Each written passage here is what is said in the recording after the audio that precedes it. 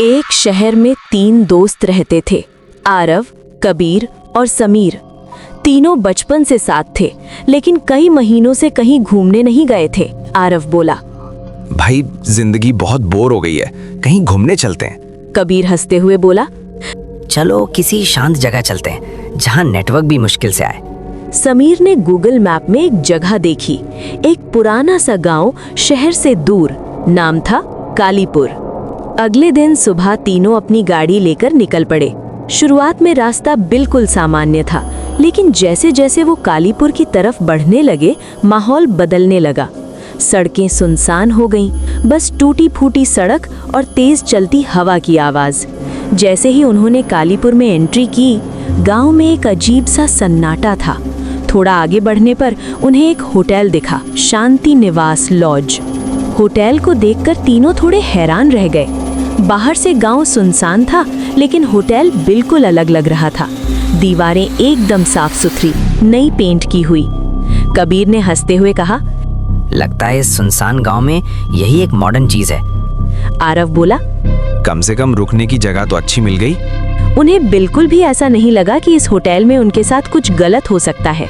सब कुछ सामान्य, बल्कि जरूरत से ज्यादा परफेक्ट लग रहा था। तीनों मुस्कुराते हुए अंदर चले गए। उन्हें क्या पता था कि ये मुस्कान उनकी आखिरी बेफिक्र मुस्कान होने वाली है। जैसे ही तीनों होटल के अंदर गए, लॉन्ज में हल्की पीली रोशनी जल रही थी। चारों तरफ सन्नाटा था। अचानक काउंटर के पीछे से एक बूढ़ा आदमी खड़ा दिखाई दिया। सफेद बाल, झुका हुआ शरीर और चेहरे पर अजीब सी मुस्कान। तीनों थोड़े रुक गए।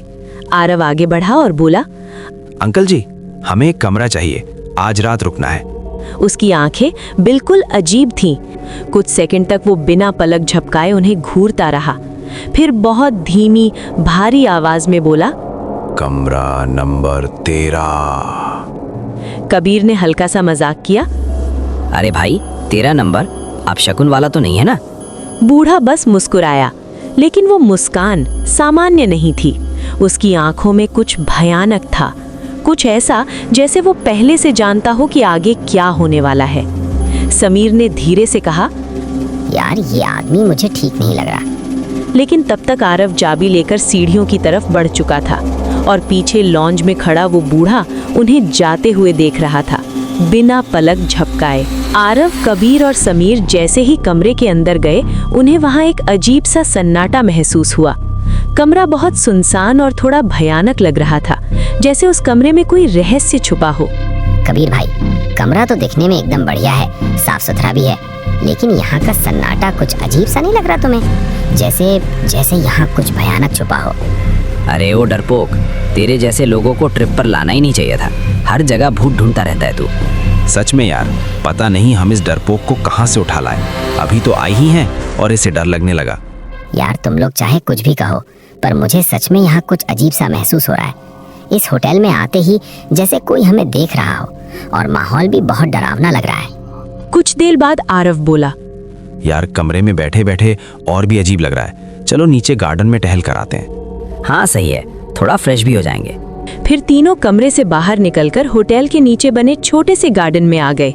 गार्डन में हल्की हल्की हवा चल रही थी, लेकिन वहां भी अजीब सा सन्नाटा था। तीनों धीरे धीरे टहल रहे थे, तभी अचानक कबीर रुक गया।